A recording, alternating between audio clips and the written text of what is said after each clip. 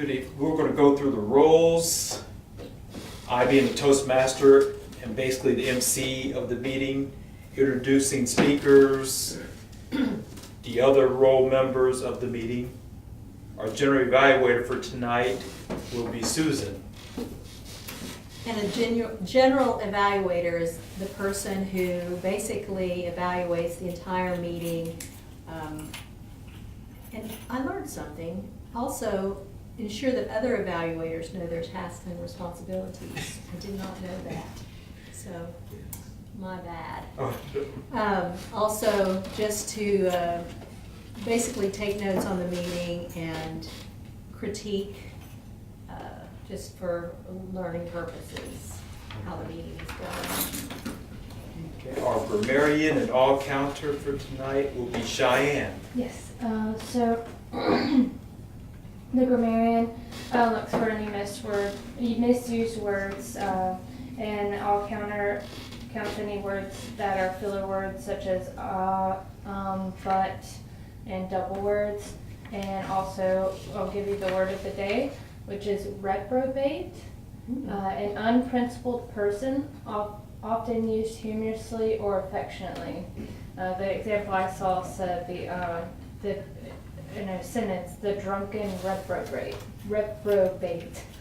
So, and then, yeah, like I said, unprincipled, sinful, scoundrel, good for nothing, etc. Thank you. I take it that John is going to be the timer? Yes, All right. when needed.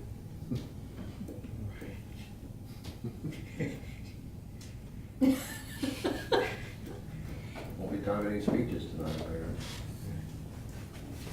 So what the timer does is give the person who is speaking a status of how long they've been speaking, depending upon what kind of speech they're giving. If it's a regular speech, it's 5, 6, 7 minutes usually. So you'll get a green, yellow, and red at those time intervals. And then when it's red, it kind of gives the speaker an indication of when to wrap it up and finish. But for table topics tonight, the sequence is 1, 1.5, and 2 minutes.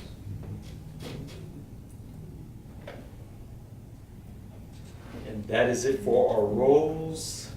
At this time, I will introduce the table topics master, and we have up to 27 minutes for table topics. Wow. Or you do it as long as you please. As long as I please. Up Okay. until 7:20. 7:20. 5-minute table topic speeches.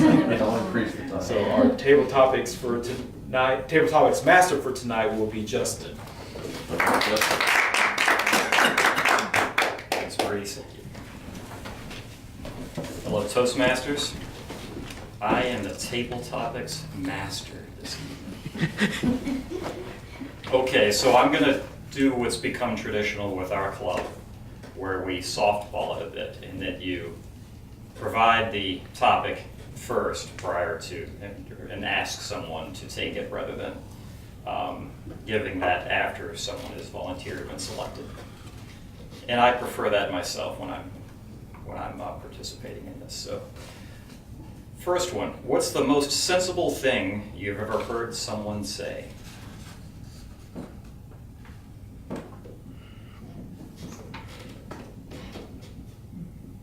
All right. I'm sorry, I'm terrible at names. Sean. Come on up, Sean.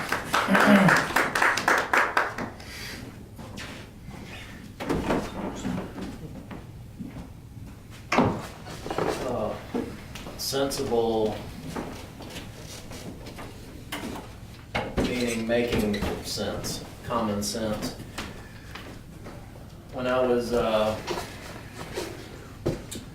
guess I was about 12, 13 years old, and I was in Boy Scouts, and one of the adult leaders said, "Sean, you need to think about what you're doing before you do it." And that sounds very simple and basic, but for somebody who's young and impulsive, like I guess a lot of kids are. It was a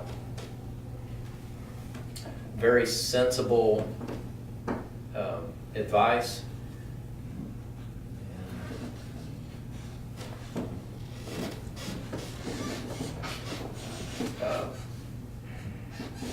That's all I have. I was trying to use the word of the day, but it's like, I don't want to be a reprobate. All right, Sean, thank you. That was probably, That's a good phrase. One of my early mentors when I was working, he would say, always begin with the end in mind. And I always thought that was a great one too. Whenever you're sitting down to do something, think about the end result. Don't just get started. It's very similar. So the next topic here, when you were 80 years old, what will matter the most? Susan?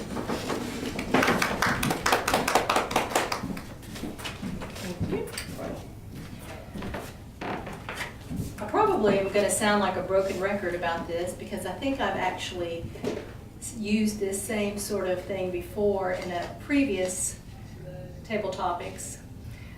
But I think probably the most important thing when I'm 80 years old, as I look back, I think the most important thing will be how I've lived my life and how I have raised my family to be productive members of society and to love their own children, to love God, and to follow His principles. In my view, that's probably the most eternal thing that a person can do in his life or her life is to impart the values that will carry a family member, a child, throughout life and into the next. That would be my answer to what I would be doing, what would be important to me at 80 years old. All right, thank you, Susan.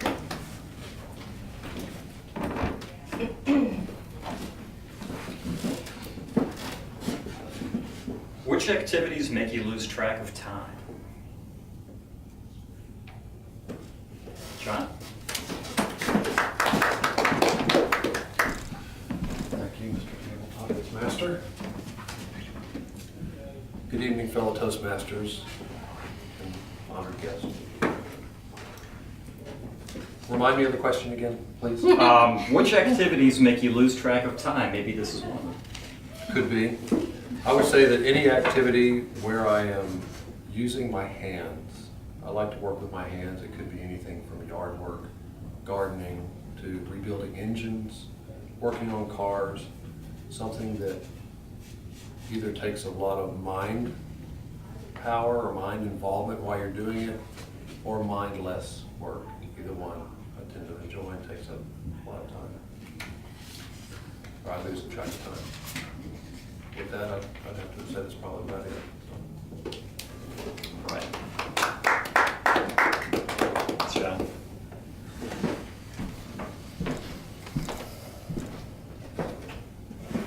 I just got in a partnership on a boat, and it's a bit of a project, and I spent Sunday down at the boat working on it, and the whole day just went by very quickly. It's actually kind of enjoyable, even though what I was actually doing was pretty mundane. But, okay, next topic. What can money not buy?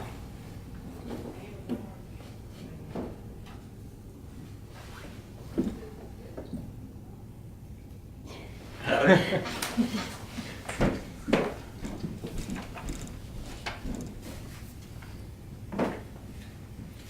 Hello, fellow Toastmasters. So, what can money not buy?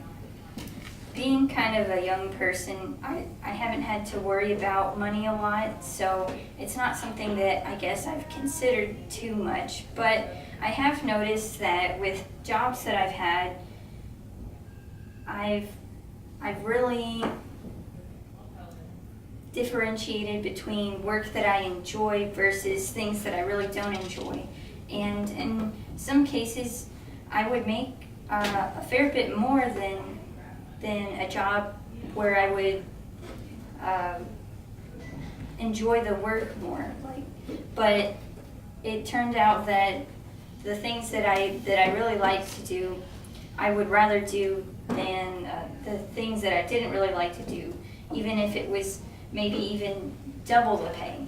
So money can't really buy, I guess, happiness, or maybe it's satisfaction. And that goes along with people's careers, their life, their family life, any path that you take, I think. And I guess that's what money can't buy, Mr. Topics Master.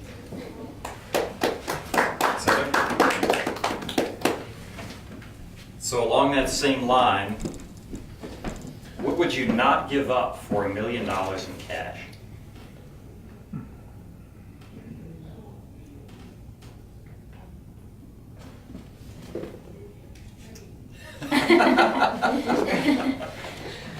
Come on up, Maurice.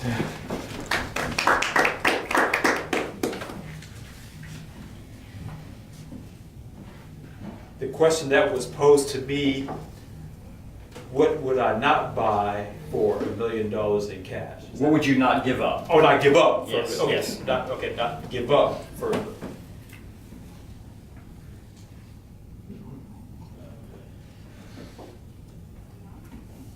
It would be, years ago, it would be hardly anything.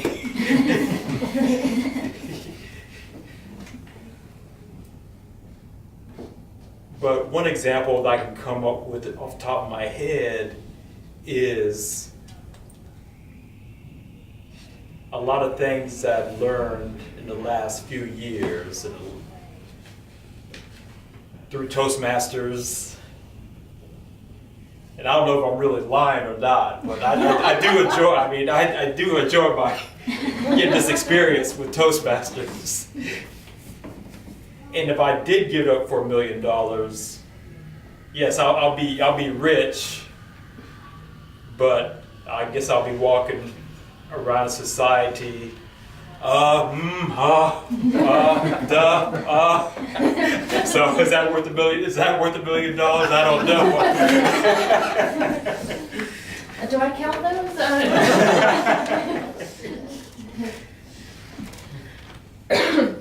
But I would be really reprobate today if I didn't learn some of the stuff that I've learned up until now and then took the $1 million, Mr. Topic Master.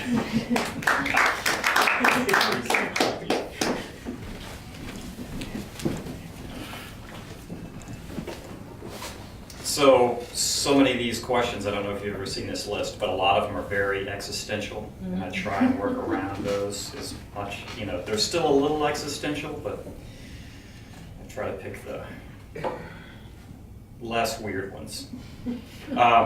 So what is your favorite song and why? How about that for a softball question?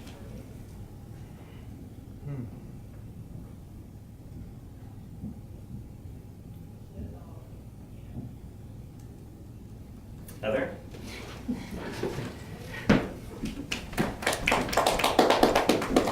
Oh, I have a feeling that I know, but go ahead. Toastmasters, my favorite song is Bohemian Rhapsody by Queen. And the first time I heard it, I thought well, this is kind of weird. I wonder why this is so famous.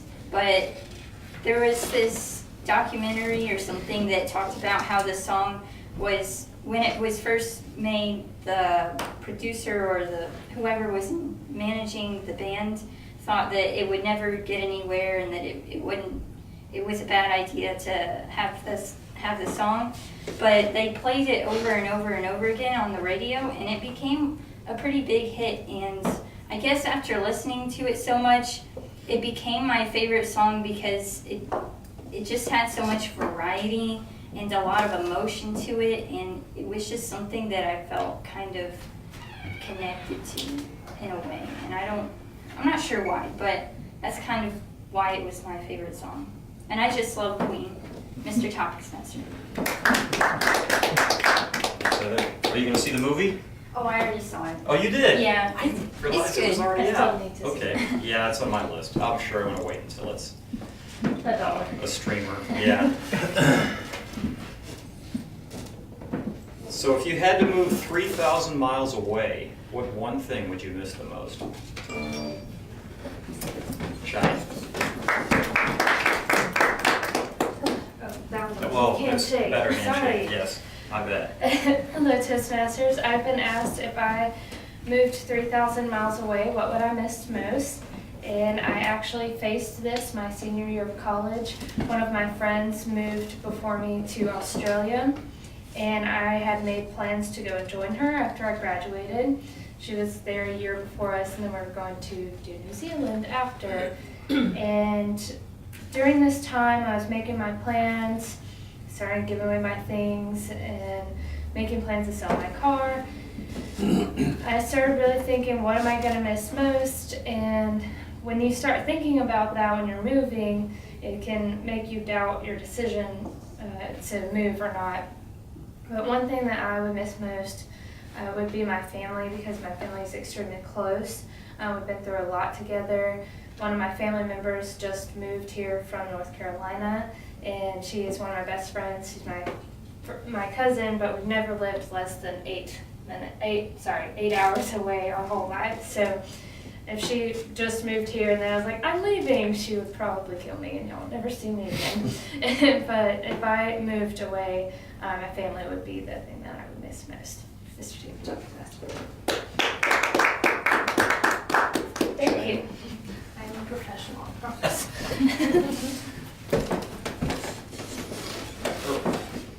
Early in my career, I had a boss that was trying to encourage me to take a overseas job in Malaysia, which place I really didn't want to move. So I declined the role, which is maybe not the best career move.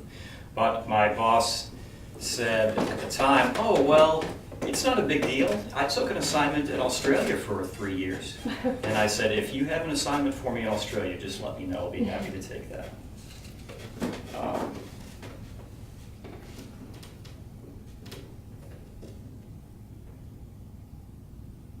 Boy, some of these topics. Here we go. Here's a softball. What celebrities do you admire and why?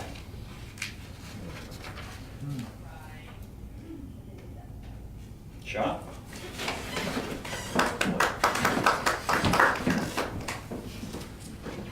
Mr. Table Topics Master, thank you. Toastmasters, I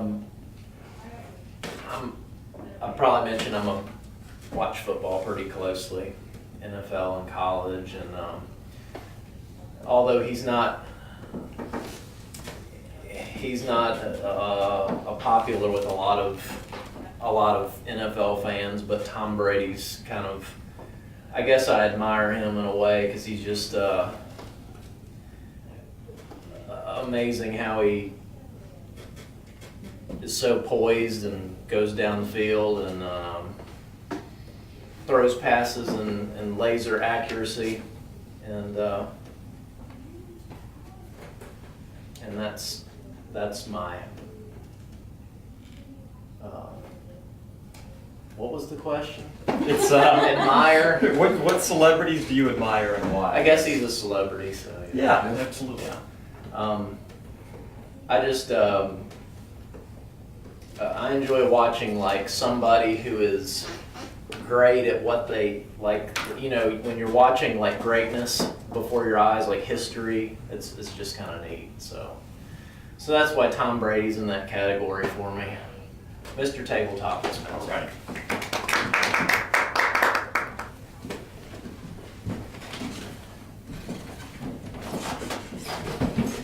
I'm just going to give an example of one of the more extreme questions in this that really struck me. I'm not going to, no one has to answer this unless someone really wants to, but in one sentence, how would you describe your relationship with your mother? That one's Should say in-law. So whom do you secretly envy and why?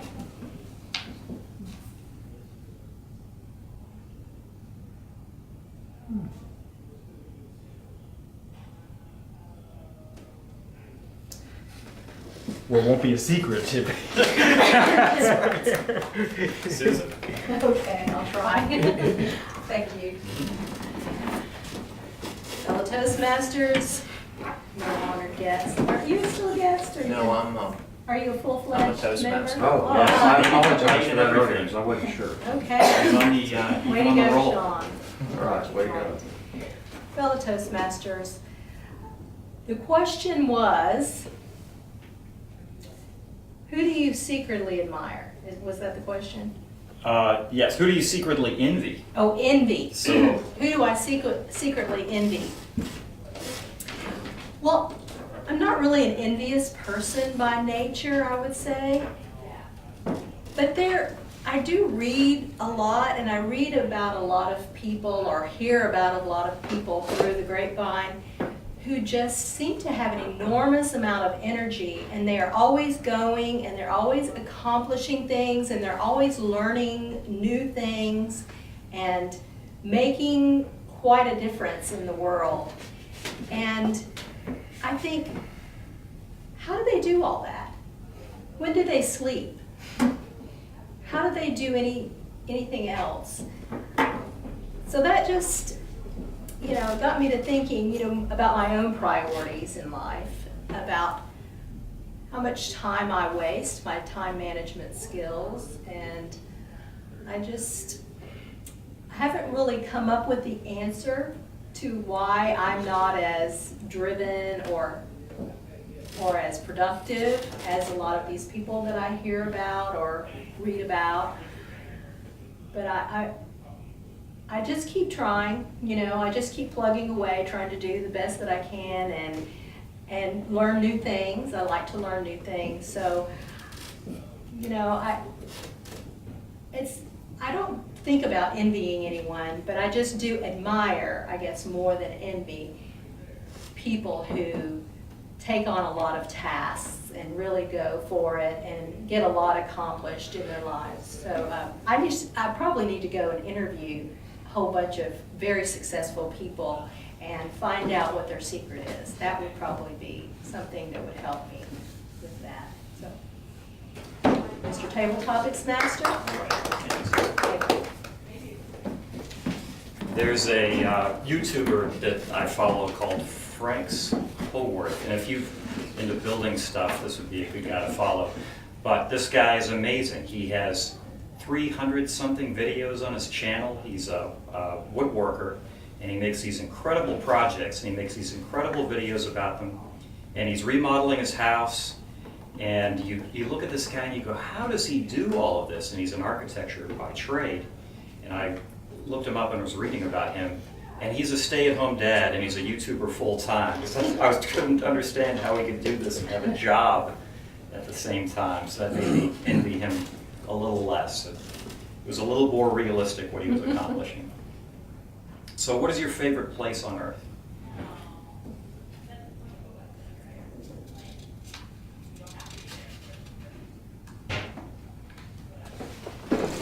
Maurice? All right.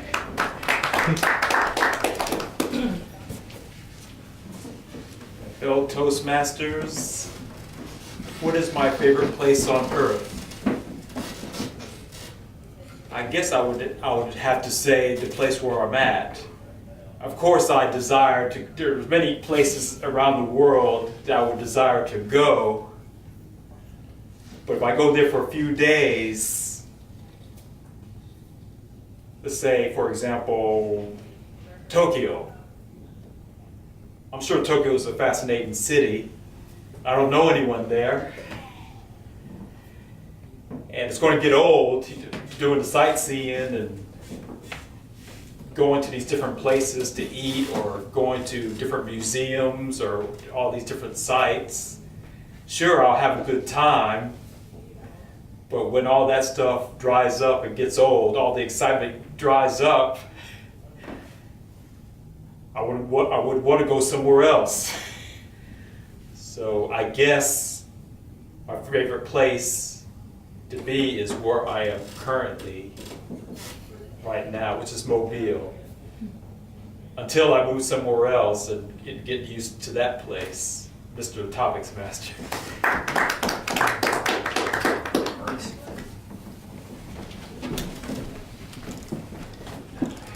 So we have another 4 minutes or so. What is your favorite time of year?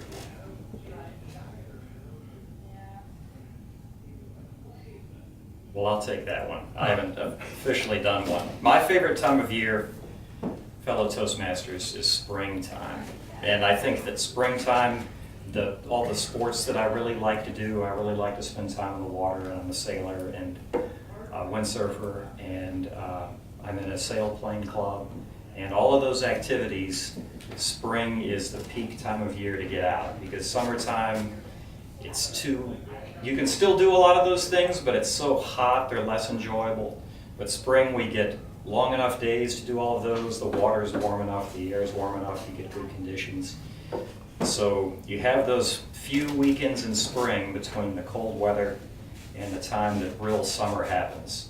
And you really have to make sure that you're making the most of those days, because before you know it, it'll be 95 degrees and 80% humidity, and you won't want to do anything in the middle of the day.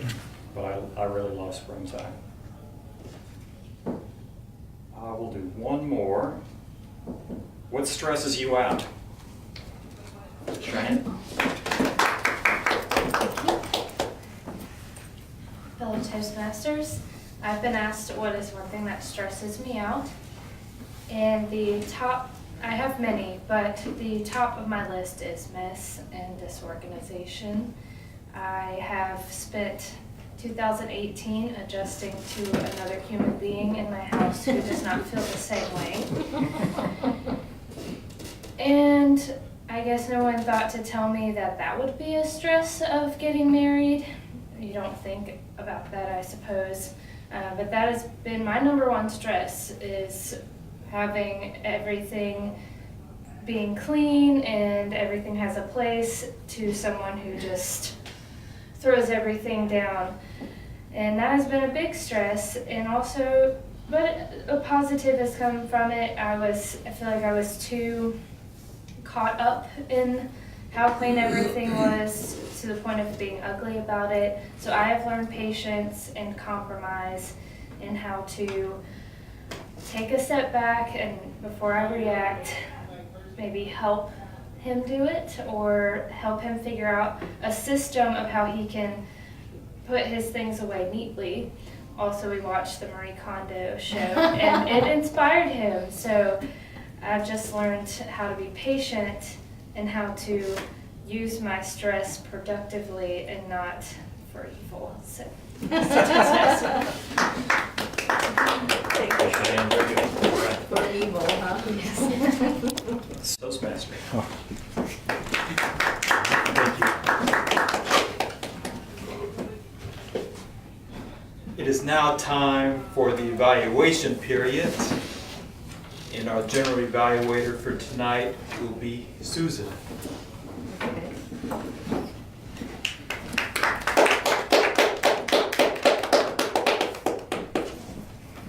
Thank you, Mr. Toastmaster.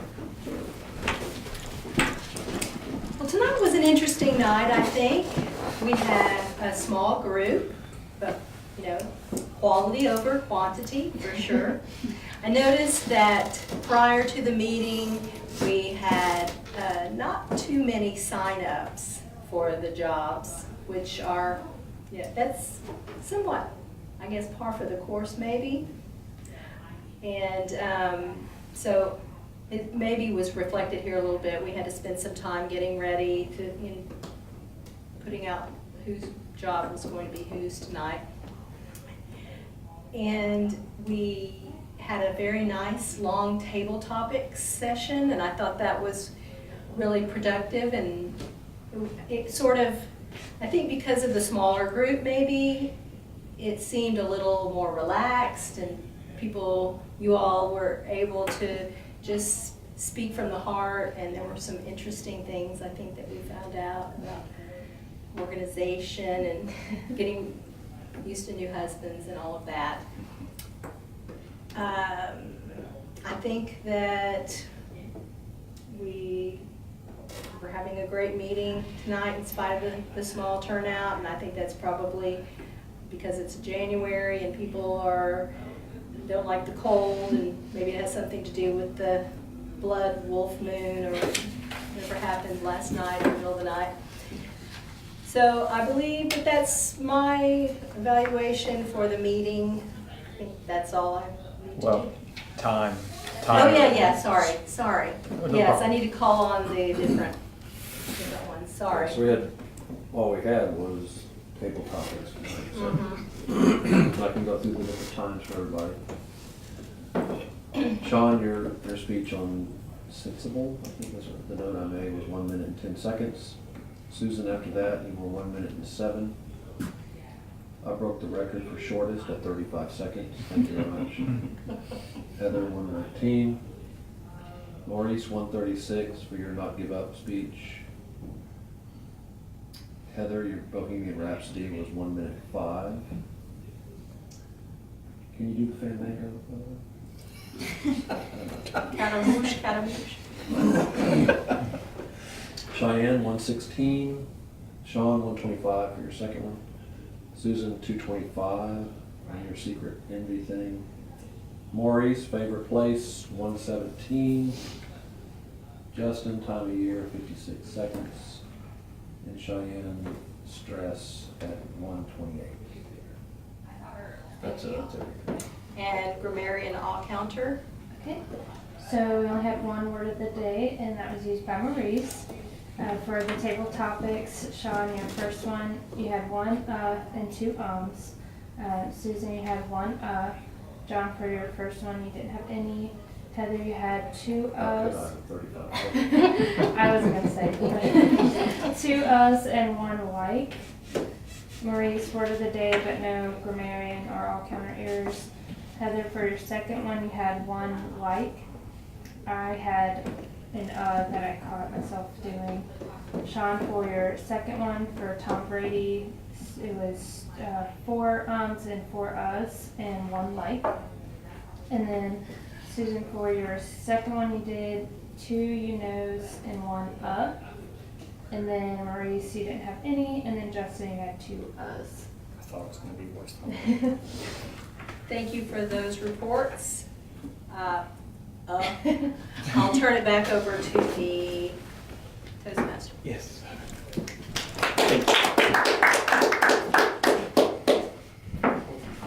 No educational overview, no awards tonight, no vice president of education here, but next week will be no regular meeting. We'll have the winter TLI session for the area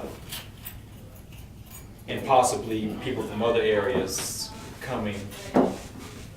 And Tom will be the presenter along with Lawrence and maybe the division director, Paul McGatchie from Mississippi. Other than that, if there's no other issues or comments, this meeting is adjourned. You tried logging into Easy Speak yet? Okay, you're all set up then?